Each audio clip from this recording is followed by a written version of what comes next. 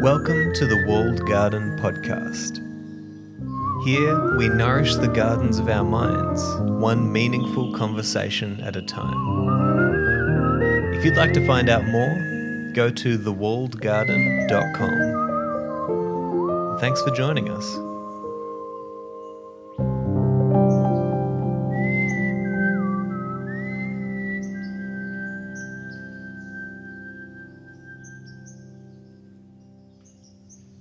Hello, my friends, and welcome to another episode of the Walled Garden Podcast. So before I dive in and talk a little bit about our guest for today, I just want to let you all know that this week, on Thursday, the 30th of June at 3 p.m. Pacific time, that's California time, we are going to be kicking off a new series of meetup events within the Walled Garden Philosophical Society. And the general theme of these events coming up over the next couple of months, I think we've got them booked up right till the end of August every week. The key theme is the teachers, the philosophers, the thinkers, the brilliant minds who have disproportionately impacted our own lives as contributors to the Walled Garden Philosophical Society. And so we're thinking about the people who really moved us, who really taught us, helped us to grow as individuals. And there's a really exciting element to these meetups coming up in the next couple of months, and that is that every single meetup will be run by somebody different, a brand new contributor to the Walled Garden Philosophical Society. So we've recently taken on a whole bunch of incredible thinkers from around the world. These are philosophers, poets, musicians, mystics, academics. We've got just some really incredible people from all around the world who are coming together to contribute to the Walled Garden and to really build this international philosophical society. And so you're going to be hearing from all of them over the next few weeks. And as I said, every single person will be discussing somebody who has really impacted them disproportionately throughout their lives. So we've got talks on Seneca. That's going to be my talk this week, as I said, on Thursday, the 30th of June at 3 p.m. California time, Pacific time. So I'm going to be talking about Seneca, of course, because he's somebody who has deeply impacted me in the way that I see the world. We've got a talk on Albert Camus. We've got Dostoevsky, Jane Austen, Edith Eger. We've got talks on Albert Ellis. We've got talks on Heraclitus and Marcus Aurelius, and so many exciting talks coming up in the Walled Garden. We'd love to see you there at all of them. And you can register for any of these events by going to thewalledgarden.com/events. And I'll include a link in the show notes as well in the description for this episode. So we'd love to see you there. And without any further ado, I'm going to go ahead and talk to you a little bit about the guest who we have on today. Because this episode has been in my backlogs to release for way too long. And it was just such a beautiful conversation that I had with Monique Rhodes. Now, I got to know Monique a few months back, the person who is working with me to get me booked on other podcast shows regarding my work, The Poet and the Sage. Let me know that Monique was somebody who I would absolutely love to talk with. And so I had a conversation with her, and we just hit it off straight away and talked about all of her adventures traveling the world, going through India on a motorcycle for a few years of her life, her different explorations in various world philosophies, including in Buddhism, her interest in many of the modern challenges that we face in these times regarding the assault on our attention, many of the challenges that we see around social media and the online world. How do you balance the online with the in-person? There's so much interesting stuff that we discuss in this conversation, and I've really come to enjoy the company of Monique, and she's a wonderful person. I'm going to tell you a little bit about her now. Now, this is the bio version. So Monique is a happiness strategist who teaches students and corporations around the world how to master their lives. She has spent the last 25 years studying the mind and its relationship to happiness and suffering. Over 70 universities and colleges use her program, The 10-Minute Mind. Her 8-week online course, The Happiness Baseline, has a 100% success rate in raising the mental wellness for every student who has completed it. Monique hosts the daily In Your Right Mind podcast, where she discusses how a series of small habits can determine our well-being. In 2010, Monique was nominated for the prestigious New Zealander of the Year award. So with all of that said, now you know a little bit about Monique and her work, and you certainly know what I think about her. And I just want to echo that it was such a joy to have this conversation. And I guess without any further ado, I want to let you guys all in on this conversation that I had with Monique Rhodes.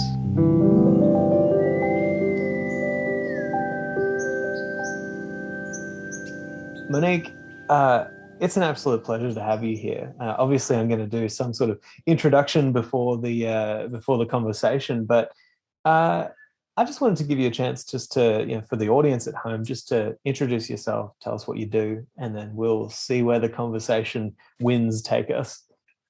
Sure. Simon, I am a New Zealander, as probably you can hear, for those of you, a slightly flatter accent. I usually live in the United States, but I'm home at the moment because of COVID, about to head back. And I teach people how to be happier.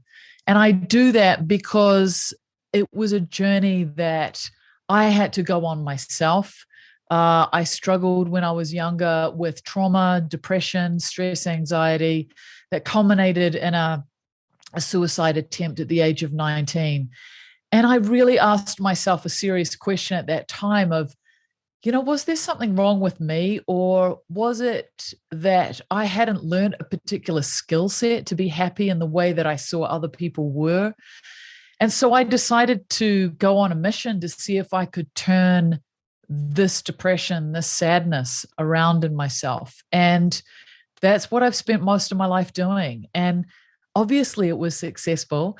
And that's what I now teach, is helping people to make similar shifts and changes in their lives so that that particular suffering is something that they can take a little bit of charge of and hopefully transform, as many of them are able to do. Man, I love that. And you've got that really visceral history there of going through that pain and then coming out the other side. I definitely want to dive into that. I wanted to read something from your website, perhaps, to kick things off. You say here, we don't live in our homes or in our clothes or even in our bodies. We live in our minds. So mastering your mind is the most important skill you could learn. It is the only way to elevate your happiness levels permanently.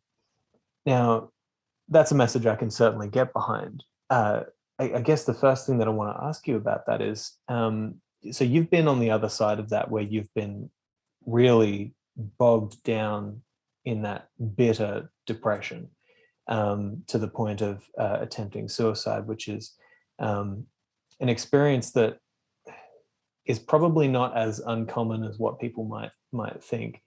And it seems to me like there's such a truth in that we need to go into our minds and figure out, what are these thought patterns, what are these habits that are infecting me, like a mind disease. Seneca calls them, disease of the soul. But at the same time, we have to recognize that people do not come to these places necessarily by choice. It's, you fall into these places over your life, and all of a sudden you find yourself in this place where, oh my gosh, I'm being infected by it. But it's so hard to even wake up to that, to even see in the first. So how did you wake up to the fact that you were being so overcome within your own soul, your own mind? What was the pivotal point where you actually said, oh my gosh, I've got to make some changes? Yeah, it was that point in the hospital bed, because I knew that it wasn't sustainable.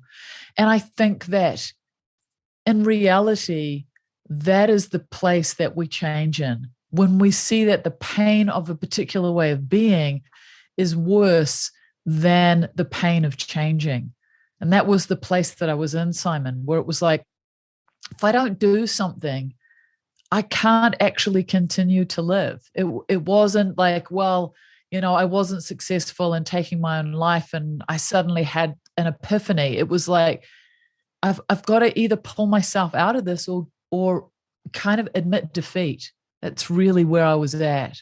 So I'm really understanding of that place where we are, that necessity, that desperation, where we go one way or the other. And I decided that it was intolerable and that I had to go one way. And I believed that I had enough audacity to believe that if there was a chance that it could be figured out, that I would be able to figure it out. I backed myself in that moment, but I'm not going to pretend to you that it was an easy journey at all, which is why I'm so passionate about helping people on the other side not have to go through, what I had to go through to understand the principles to be able to shift myself. Yeah, it seems to me like you've probably worked with people who have had similar experiences, right? Yeah. Often. But I'm guessing that the majority of your work, what you want to be doing is working with people to help them to avoid even going as far as that experience, right? You probably work with many people who are simply feeling, not that there's any simple thing about it, that they're in those ruts, they're in those negative patterns, which is such an undervaluation of the intensity of those patterns. But I guess I want to know what do you teach people? Where's your first starting point? Somebody comes to you and they say, listen, I'm just really wrung out, anxiety ridden, stressed, fearful of the future, feel terrible about myself, about my body, about my mind, like where the hell do you start? The first place that I start, Simon, is to sort of unpick what I call the great lie. And the great lie is the lie that we're told consistently because our whole world revolves around it. And that is that through consumption, through acquisition, we can be happy.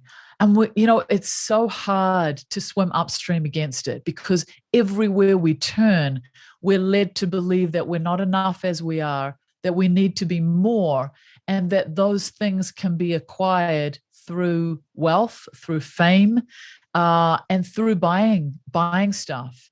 So that's the first place, because even though we can logically look at that and go, well, I know in theory that I can't buy happiness, even though we know that logically, still emotionally we believe it because we're brainwashed with it.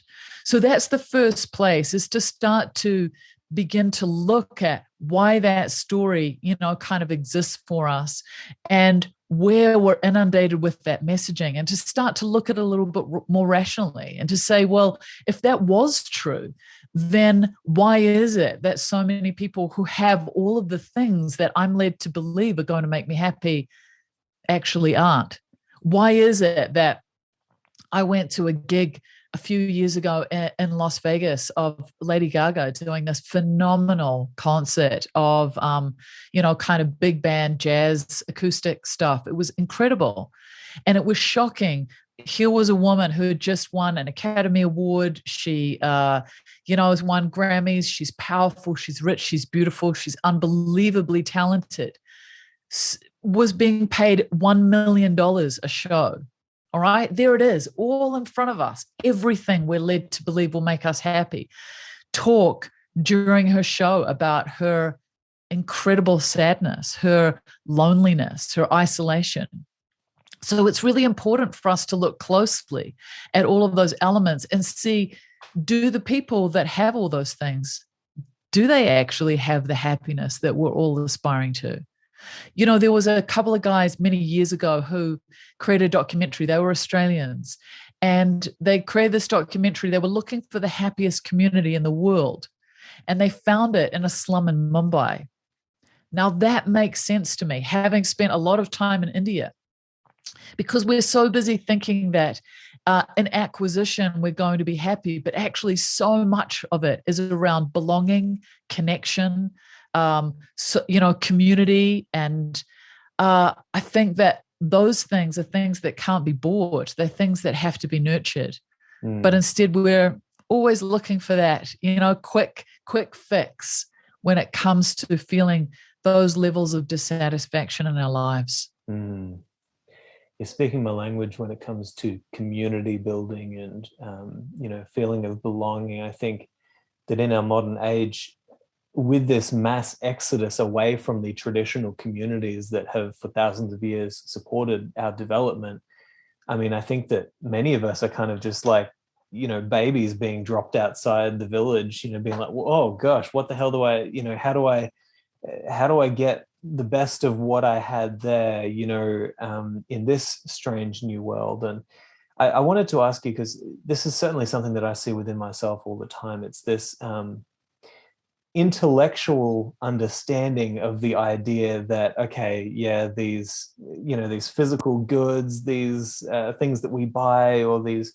these places that we travel, all this sort of stuff, that's not going to be the thing that makes you happy. I understand it intellectually, and it's such a core element of the Stoic philosophy, which many of my listeners are familiar with. And so it's this idea that true freedom comes through the inner journey that allows you to have that freedom of the soul, where you do not rely on those things to bring you happiness or fulfillment or eudaimonia, flourishing. But nonetheless, sometimes I find myself, I'm in the day and perhaps it's a particularly busy day. I'm getting a little bit anxious. Oh, I've got so much stuff to do. My mind goes into that animal response, and I start thinking, oh, I'd love to go to the store and get another one of these shirts, and so there's still that emotional, that physical response, that's still there. And I wonder, do you think it's even possible for us to truly pull ourselves away from that deep inbuilt instinct that we've had just rammed into us in our modern ages? Have you seen that in people, and what has it led to in their lives? Yeah, I want to tell you about a story about an experiment that was done at the University of Charleston, if I remember rightly. And what they did was they got these rats and they put them into a maze, and they sent the rats through the maze. If they came out on the right-hand side, there was a bowl of water. If they came out on the left-hand side, there was chocolate milk. And so, of course, very quickly, the rats learned to go to the left-hand side to the chocolate milk. And then after a period of time, they started putting a little bit of poison in the chocolate milk. And their belief was that the rats would reject it. But to their absolute shock, the rats didn't. The rats kept drinking the chocolate milk, despite the fact that they knew soon after they'd drunk it, they wouldn't feel so great. And I think it's a really good example of how logically we can be aware of what's not going to feel so good, but that initial rush will consistently bring us back to doing the exact behaviors that we know won't lead us to feel so good. So I think that the more that we can bring our consciousness to our life, the better. The more we can move away from habitually acting blindly, because in that experiment, we see that the habitual patterns are stronger than the logical mind. So if we can start to work with our habitual patterns and begin to look at our life in a much more conscious way and thoughtful way through slowing down, but also through experimentation, so that, okay, so you've got this really busy day, you're stressed out, and then you think to yourself, oh, maybe I need to buy this particular thing. My answer would be go for it, buy it, but be conscious through the whole process. How did I feel before? How did I feel when I was buying it? How did I feel after? And how did I feel the next day? So that you can start to see, what is it? Was it actually buying that made me feel good on a longer term level? Or what if I was really stressed and anxious and I managed to drive 10 minutes away and go for a walk somewhere in the forest, even for half an hour, and come back and do that same experimentation and see which actually decreased my stress levels significantly and for a longer term. And that's what I did, Simon, is that I came up against all sorts of different ideas of what could help me shift myself. And my whole philosophy was, I have to experiment with this. all the theory aside, it doesn't really matter. I need to see, does it work for me or not?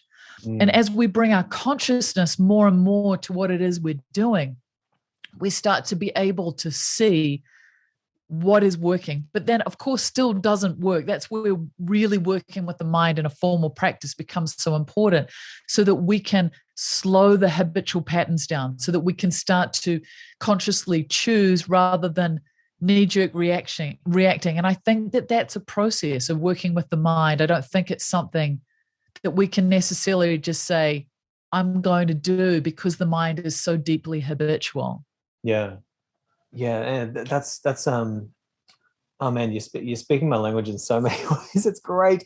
I love this. But and I have to warn you, I often bring my own experiences into this, because I'm also thinking about this. I think that my role is to think about this in relation to my own life, so that I can, this is the session between you and me where you're trying to help me to get through some problems, and people will see that and they'll think, okay, that's what I've got to do. But essentially, one thing that I've come to lately is this idea that when I get kind of stressed out, or when I have a really big workload ahead of me for a day, I can just become kind of like that rat on the wheel, just constantly moving from task to task, just going at it, even though I can see that, I'm not breathing like I should, or I'm feeling extremely anxious. And sometimes I actually just need to pause and recognize, hang on, stop. No matter what, going for a walk is always beneficial and never has any downside, unless I get hit by a bus, and is always going to be uplifting for my soul, and I'll come back refreshed and ready for taking on my tasks again. But it's so hard to actually be conscious enough to be aware and to say, okay, stop. Going for a walk is always good. Now do it, because we can just get so stuck on that wheel. And it sounds to me like what you're saying is like, we need to continually experiment, which makes a lot of sense, and keep on experimenting, see what works, see what doesn't. But it's about regaining our attention of what we're doing in our lives and how that is actually affecting us. Is that a fair summary of? Yeah, there is. But I want to talk specifically to what you've said, because I also think, let's look at it like this. On a day that you're really busy, you are aware probably the night before that the next day is going to be really busy. So one of the most powerful things that you can do is set yourself up for success. And the way that I do that is every morning, I'm up at 5 o'clock, and there's quiet time that I do my meditation and my setting myself up for the day. But one of the things that I do is I plan in how I'm going to manage that particular day. So I ask myself a question. I ask myself a series of questions in the morning. But one of the questions I ask myself is, what is it that I think could be a little bit difficult today? And then I ask myself, how would the wisest part of me manage that? And I can't tell you the difference that small question makes, Simon. So that I'm really looking before it all happens. Well, today's going to be full on. I've got a day like that tomorrow. Tomorrow's going to be super full on. What do I need to put in place to make it easier, so that I'm not in a reactive place? But it's like, okay, I look at my schedule and I go, all right, from 12 to 12:30, I'm going to put everything down. I'm going to put a really inspiring audiobook on. This is the book I'm going to listen to. And I'm going to get my dog, and we're going to walk for half an hour, hard out fast, right?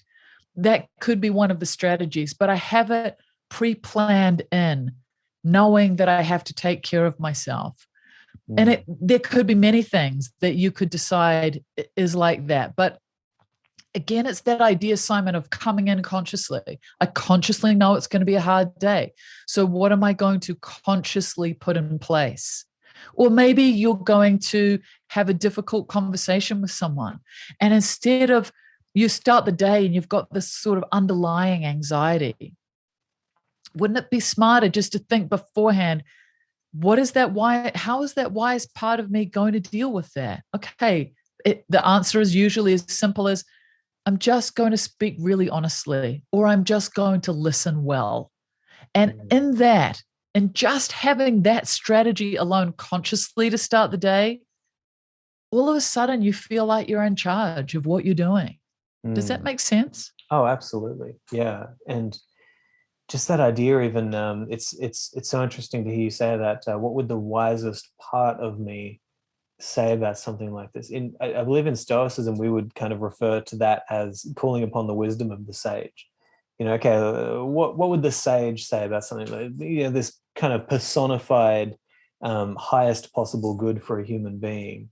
What would they say about this particular situation in your life? Because you're not saying what's the wisest decision. You're saying what would the wisest part of me say, which means that you're adding a level of separation there and almost personifying that part of you and saying, okay, here, sit on my shoulder, conscience, and instruct me. Yes. And it's funny, that's it's a deeply religious idea, regardless of whether or not people it just is religious, because that's what you're doing. You're personifying that part. It's very it's powerful, but it certainly makes sense that you would want to plan ahead.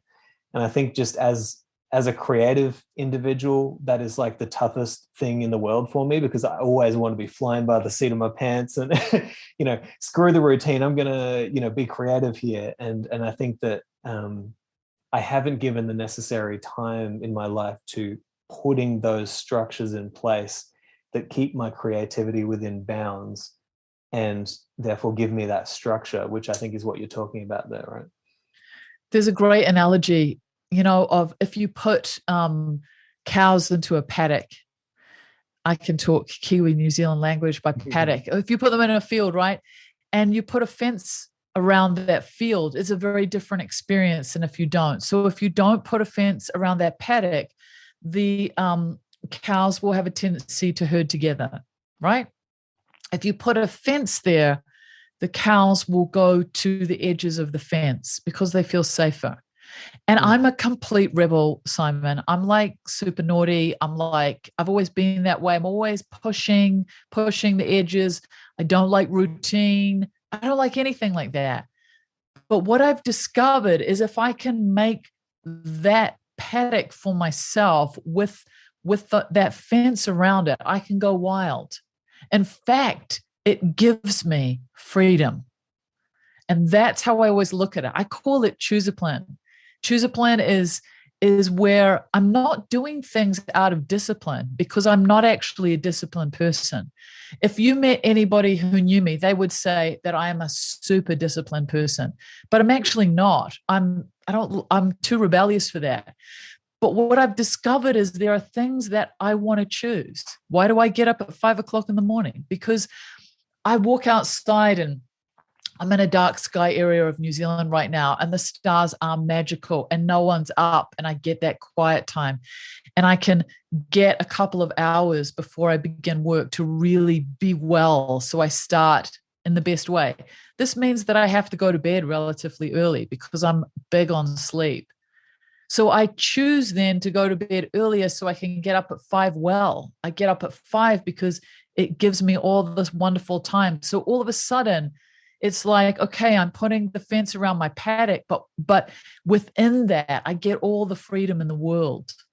And that's how I always see it. I find it has been really, really helpful for me to set myself up rather than just reacting my way through the day, to be a bit more conscious and to allow myself to pivot, to allow myself to change my mind and do things differently. Of course, there's always got to be there, or I wouldn't cope.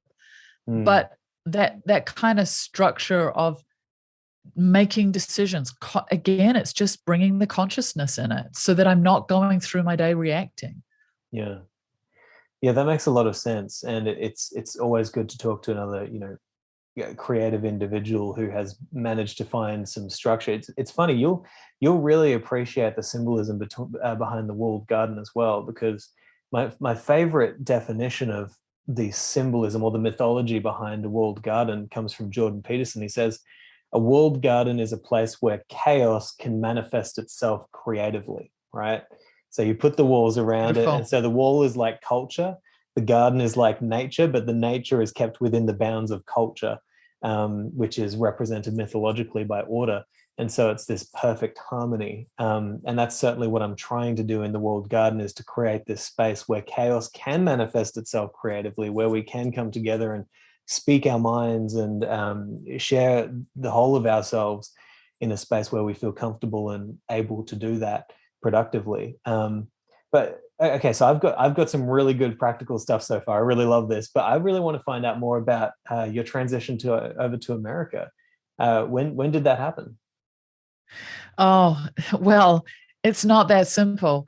There wasn't really a transition to America. It was that I left New Zealand in my 20s and I moved to Australia. And then I spent 13 years living out of a bag, traveling around the world. So I had all sorts of adventures.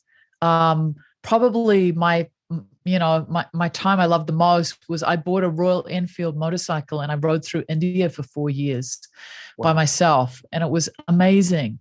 And it was all about really looking at myself and seeing in all sorts of different situations, who am I and what parts of me still need to be healed.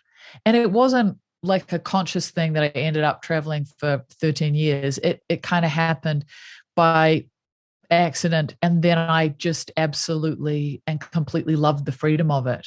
And then for 5 years ago, my business started to take off. So it was time to stop somewhere. And I thought, well, I'll stop in the United States and see how that is. And in the middle of COVID, decided that the country in the world with no COVID was probably the best one to come back home to. Seeing it was such a privilege to have that passport. So I thought, I might come home and just hang out here for a bit while it all settles itself down. So that's how I ended up in the United States. Yeah. Do you reckon America's settled down yet? I mean, I'm going to be moving over there within a few months, as long as my visa gets approved in the next couple of weeks. But really I'm fully aware that I'm heading into the belly of the beast. It's a wild place, right? Where are you moving to, Simon? Likely around California. Yeah, somewhere there. Yeah.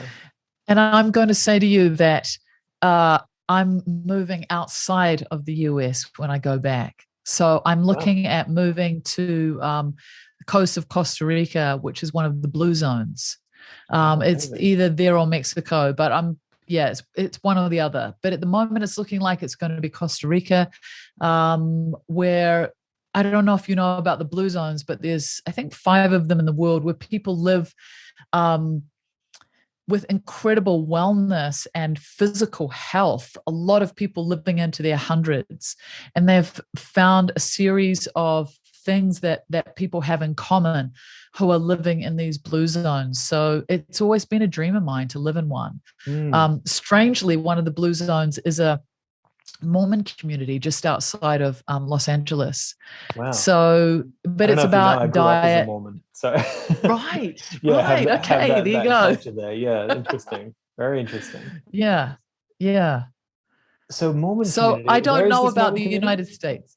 Sorry. Where is this Mormon community that's just outside of Los Angeles? You have to look it up. It's really easy. If you just do a search of the blue zones, you'll see this Mormon community just outside of LA is one of them. Yeah. But it's based around community and diet. There's a number of things. There's lots you can read about the blue zones, but a big part of it is community and just living a lifestyle that's different from most of the lifestyles that we're living in the world these days.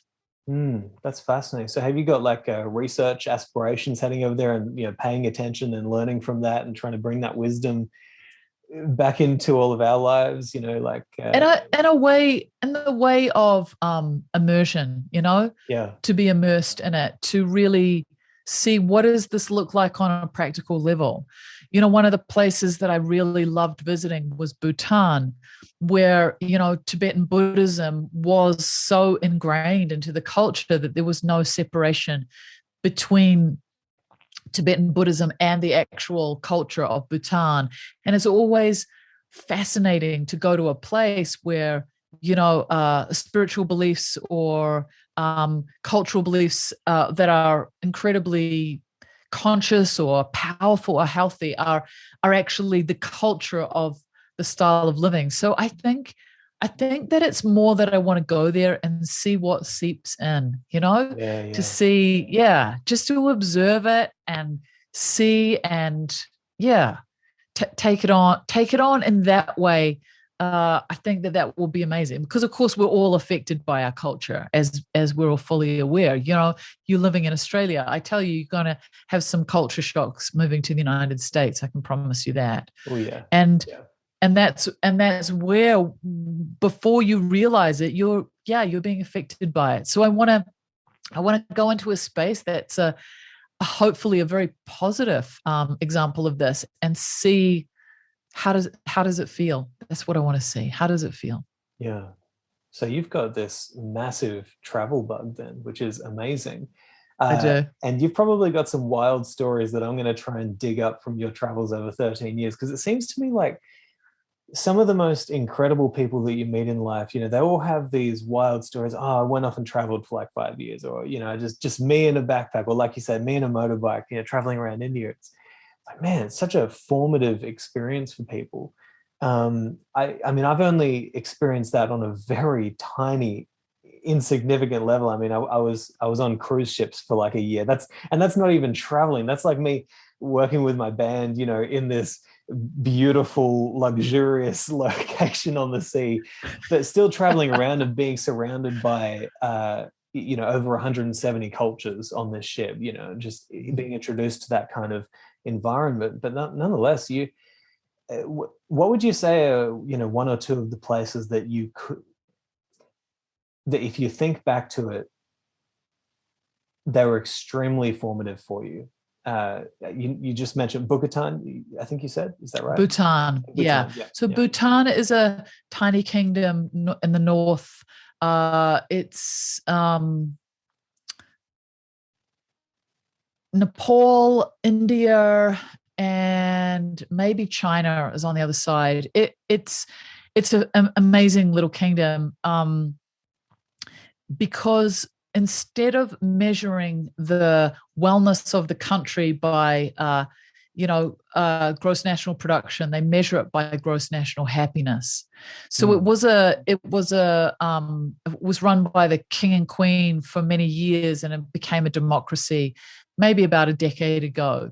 But they were very late in bringing television in, and they really hold the culture very, very strongly. Of course, it doesn't mean that it's not problematic, but Bhutan is an extraordinary place to visit.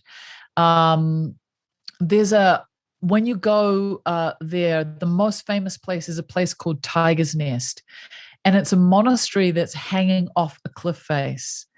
And I remember when I got there, and it was my birthday, and I remember calling my father in New Zealand, and I said to him, I have completely ruined my life. And he said, why? And I said, because I've just seen the most extraordinary thing, and I don't know that anything can compare to this that I'm experiencing right now.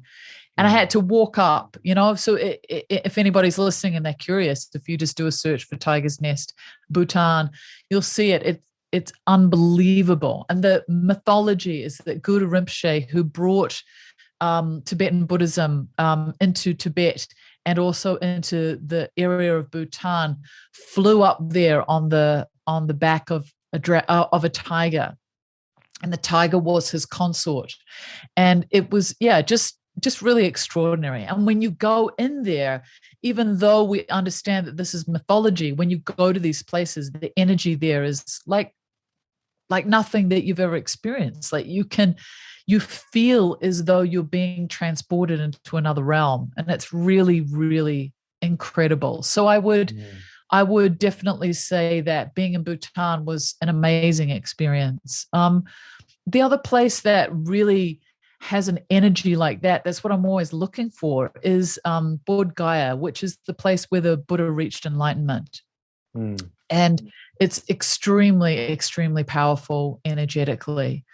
But I think just being in India, I don't know, probably not spent time in India, Simon. No, not yet. No.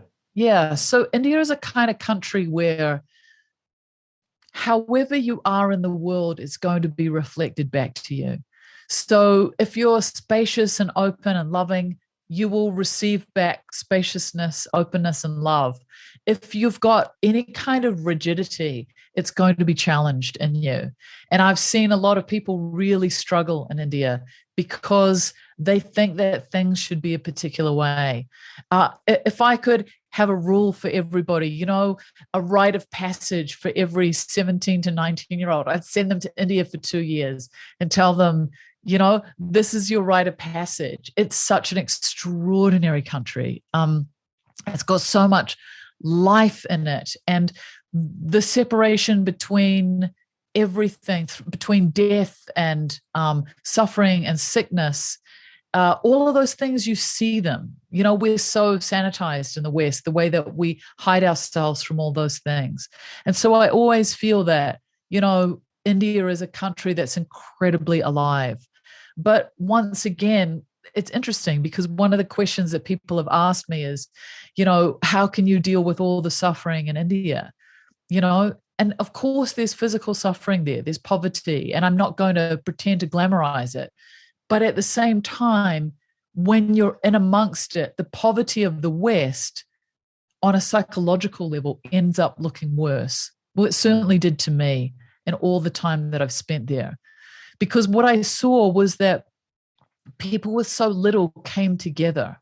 And in that togetherness, you created the belonging, the acceptance that so much of the time that we're actually looking for. But we separate ourselves out from being able to have that experience.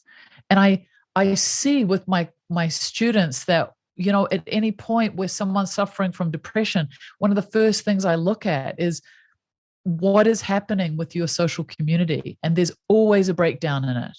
And if we can come and look at that first of all, we start to see that so much of our well-being is actually hinging on our social connections and our social well-being. So I think that that was one of the biggest joys in India, was because it's still a third world country, people are reliant on each other. And I don't think that we understand that as a country becomes more and more developed, how we lose those interactions. You know, even now, being back home and I go to the supermarket and I can choose to go to the checkout or I can do it all myself. All of this do it all myself is actually, we're paying a huge, huge, huge price for it. The more that we're separated from these small little interactions that we have on a daily basis, I believe the more that we're suffering. Yeah. Yeah, you're speaking to my own, like I always felt like just like an old out of touch person, but nonetheless knew that there was some truth in my criticisms, you know, when they start bringing in those self checkouts. And I'm just like, I want somebody here to to talk to as I'm going through this, and even my own kind of cynical outlook of the potential of the metaverse and social media and all these sorts of technologies. I'm trying to turn that around, because to me it seems like, as a person who's involved in community building, we need to recognize that regardless of what we think of these things, they're going to happen and people are going to be there. So we kind of need to meet people where they're at and bring the community to them and try to transform those environments. But what do you see, you know, in the next few years? I mean, where more and more things are going online, more and more people are going to be working from home, more secluded. Do you think that we can bridge that gap and bring real community experience to these environments, or are you perhaps a little bit more pessimistic? Well, you know, before COVID, Simon, the World Health Organization said that depression was going to surpass obesity by 2030 as the biggest health problem that we were facing. Yeah. And this was pre-pandemic. So I would imagine that this is sped up really dramatically. What I'm seeing, there's always a backlash to everything. And what I'm seeing is there is some backlash where people realize that this way of living isn't great for them. But the problem is that technology is so addictive. It is, we're just like a little grain of sand up against a whole beach, a tide moving against us. We don't have the resources to fight a system that's set up to keep us addicted in a cycle of polarization and anger and outrage. So it's really difficult. So we can look at it and go, well, I'm going to meet people where they're at. This is a dilemma for me. What I'm seeing at the moment, Simon, is that my students want to retreat so badly. They want to come together in real life in a place together so badly. They're literally begging me for it. And I find that really interesting, particularly after 2 years of COVID. They're not sitting back going, let's do something virtual. Any opportunity to interact with each other, they're hungry for it. So there's a part of me that thinks that in time, those physical coming togethers will be like, it'll be like the water that people are desperate to drink, Yeah. So I think that there will be very much a place for it. How do we take care of people in between time? I'm not sure.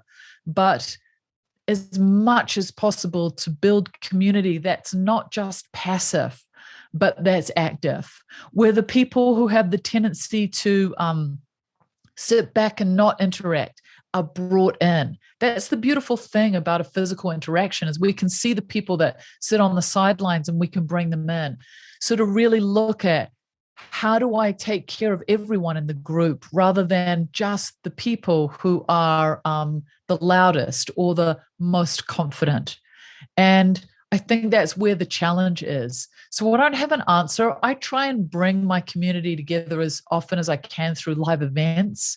And I mean live events online, because I'm here in New Zealand and there's not as many of them here. However, I have a deep commitment to hopefully once a year bringing them together as a community, because I feel that it is so deeply nourishing for them and they need it. And from there, they then make their own communities. And I think that's important too, is allow the space for them to find the people that they get on really well with, nourish those connections during the year, and then come back again for another round of it. That's what I think.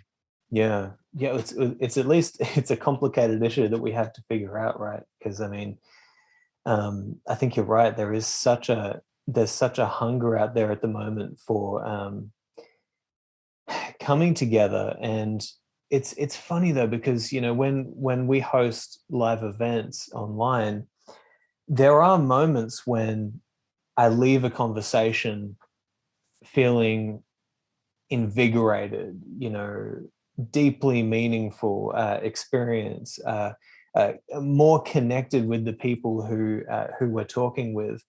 And I always try to see, to me, it seems like we're going in the direction. I was reading an article last night sent to me by somebody we're working with. And it was basically saying that we're moving out of this extraction era and into an era of creativity and of community building, where the infrastructure that they're currently building around blockchain technologies and the metaverse and things like that, they're moving in the direction where there's going to be these international but nonetheless localized communities that can come together in physical locations, that they've put together themselves, but nonetheless will have that global reach as well with these technologies, so that we can live simultaneously in both worlds. And that seems to me to give me a little bit of hope that, despite the fact that we're heading off a cliff in many ways, what I'm really hoping is that people of goodwill and with a sense of wisdom can say, okay, well, this, like you say, this technological boom, it's not slowing down anytime soon. We cannot fight the tide of these technologies. What we can do is, in Stoicism, we would say, okay, for example, the metaverse, and I have not lived up to this example in many ways, but the metaverse is an indifferent, meaning it's not good and it's not bad. It's simply a tool to be blended with virtue or blended with vice. And if we, as people of better wisdom, decide, okay, well, let's really build a community here, but also have the in-person, have the physical, the touch, the closeness, but also utilize these technologies for good so that it doesn't just become a cesspool of marketing and advertising and, we're all just living in this virtual space. I'm trying to be less cynical about it and see where's the opportunity for bringing people together here that we may miss in our cynicism. Do you know what I mean? Yes, it's a slippery slope though, because it's almost like saying, I want to bring my beautiful garden and place it in this garden of weeds and hope it will survive. Because if I have this beautiful thing and I put it in amongst this difficult stuff that is creating psychological problems for people, am I not accidentally exposing them to the thing that may not be good for them in order for them to interact with what it is that I have? And I'm really talking about social media here. It's a constant dilemma for me, Simon. Oh yeah. I swear to you, once a week, I say to myself, right, this goes against everything that I'm teaching. We're not going to have a presence on social media. And yet on a day-to-day level, the community is in there. So I have a private community as well as our public facing stuff, but a private community where people interact and chat and they need it and love it. And if I don't have that, I have to create community in a much bigger way than we're capable of doing right now. Yeah. So it's such a dilemma, because I also know that on some level, encouraging them into Facebook, where most of it is it's kind of like I'm leading them into a place that I don't really want them to be. But yet at the same time, they need the connection. So I do a lot of encouragement of people creating WhatsApp groups and coming together and having conversations, because it is so powerful. It's like there's a whole bunch of people over these last couple of years that work with me that I've never actually met. And I feel as close to them as if I'd been seeing them physically. But I'm also aware that there's a chemical change happens in our bodies when we see people in real life. And that even though talking virtually is great and it's so much a step up from letter writing or emailing or talking on the phone, it doesn't replace that in person. And I think having spent a lot of time in LA around the virtual reality world, I find that whole place that we're going to where, within our lifetime, where people won't leave a room and they'll have all of their interactions not in a actual physical space. I find all of that troubling. Horrifying, and you might say. Exactly. Yeah, and I think that, already we're seeing if we can't see the correlation between the internet, the creation of the iPhone and the rise in mental health problems, then we're kidding ourselves. We just have to look and see what has happened. We could even, if we were being, really pure about this, look at television and say, yeah, probably television was the start of a downward slope for many people psychologically. And I think it's terribly troubling. And I think that community becomes so vital because what it does is it puts us with other people like you and I here right now going, yeah, I get you, right? We need more of those communities where we're around people who do get us so that we start to normalize what is actually seen as marginal right now. Yeah. Yeah. I mean, so you're talking to a person who for the past couple of years has actually been completely off social media until I came back to, okay, we're starting the walled garden, we're building this, now perhaps this will be a useful tool for us to blend with the good aims that we hope we're trying to achieve. And so I'm very familiar with that world of, oh my gosh, horrifying. I don't want to be on here and I don't want to promote this. So I want to promote these things. But even with the example of television, the interesting thing about that is you've got that one side of it where it's like, okay, that was the beginning of this downward slope, but nonetheless, looking at what it did, for example, childhood literacy, it's like, kids who may have just been neglected in their homes previously were now perhaps still neglected, but they were at least put in front of a TV where they're seeing human interactions on TV, and they're learning, they're getting to know what humans are like. And from the reports that I've heard of, that was extremely beneficial for childhood literacy. And so it seems to me like there's always going to be these, this is the fundamental structure of reality. There's always these crazy new technologies that come along, and it's our job to, well, do we try to blend the best of the past with the best of the future and bring that together, or do we try to grab onto the past, or do we try to only grab onto the future? It's such a careful dance. And so, yeah, I think don't know it comes again. are. It comes again to that consciousness, though, because of course there's always, the light and shadow and everything. So of course, even with, all the technology that we've got, I don't know how I would get through LA without my GPS on my phone. Yeah. That's the reality. The joy that you and I can have this conversation. There are so many things that it's wonderful, but if we're not having a conscious relationship with it, anything can become problematic. 100%. And if we're not having conversation, a consciousness with a particular new thing that's in our life that is designed literally to create someone a whole bunch of money, and we're not aware of what's sitting behind it, then it's really easy to get swept down, the road with the tide. I remember there's this funny story. I was in Ladakh, which is a place right in the north of India. You can only get there by 3 months of the year because it's snow-ridden. So I remember riding up to Ladakh, and I spent 3 months up there. And I did something that I would never do anywhere else in the world. I rode my motorcycle without a helmet. Now, this would seem absolutely ridiculous when I look back and go, wow. One day I got pulled up by a policeman, and I was in the middle of town in Ladakh, and he pulled me up and he said to me, "Where's your helmet?" And I said, "It's back at my guest house." And so he fines me the equivalent of about $20 US. And he looked at me and he said to me, "Why do you not have your helmet?" And I looked into the street, and where there were hundreds of people riding by without helmets on. And like everybody was riding by without a helmet on. And I said, "I don't get it. Like, why did you pull me up? Like, look at everybody." And he said to me, "And if they all rode off the cliff, would you go with them?" And it was such a profound moment for me, because I looked at him, I actually hugged him, and I said to him, "Thank you so much."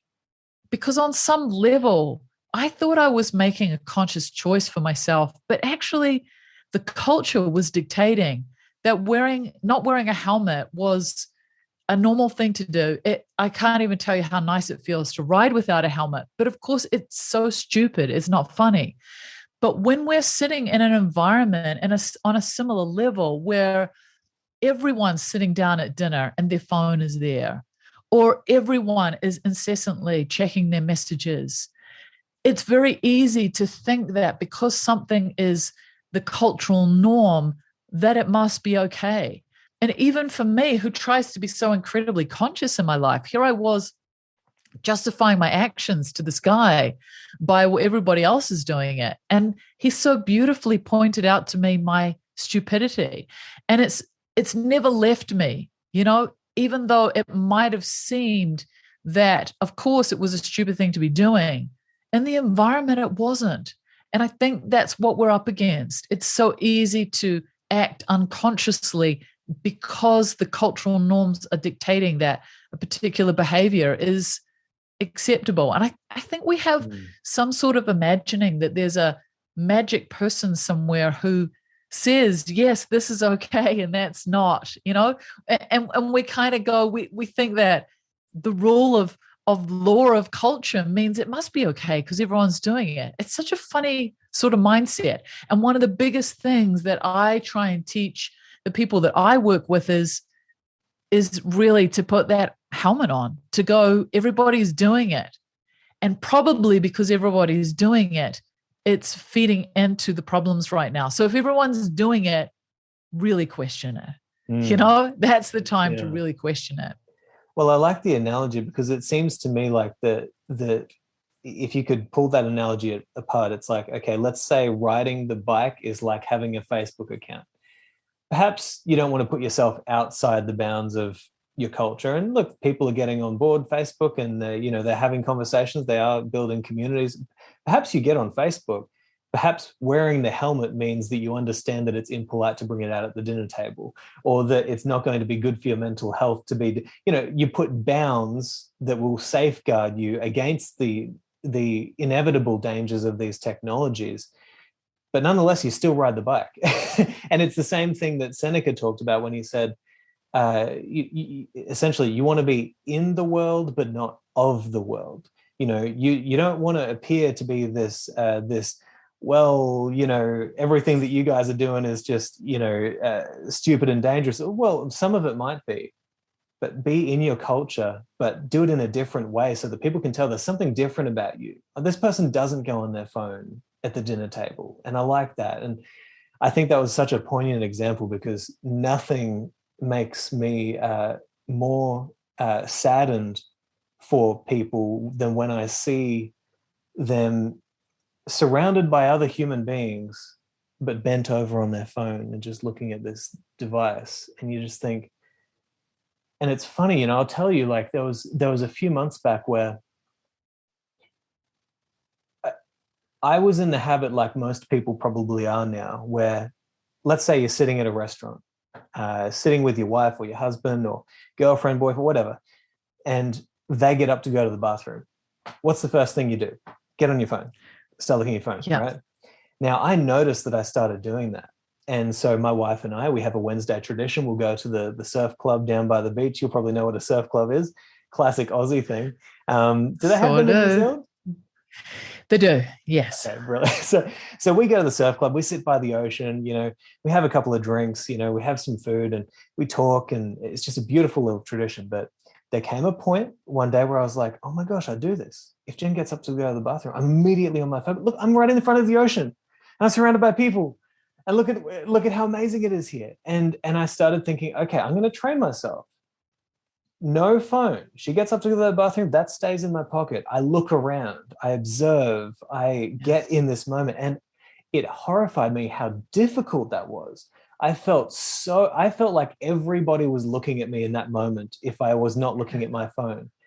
And I think that just speaks to that. It's so ingrained. So we need to put that helmet on, which means put boundaries around these things, but nonetheless, I wouldn't say that it's a hard balance, right? It's a hard balance. I think that's what you're talking about. But it's also this thing, Simon, of, I'm a little bit older than you, so I didn't grow up with an iPhone. Yeah. And I know how to just be. Like, I know how to sit outside and just be outside. It doesn't mean that it's always easy because, of course, we've been dragged down a particular path. But I know what it's like to be bored. I know what it's like to have to create things to do because you've got nothing else to do, right?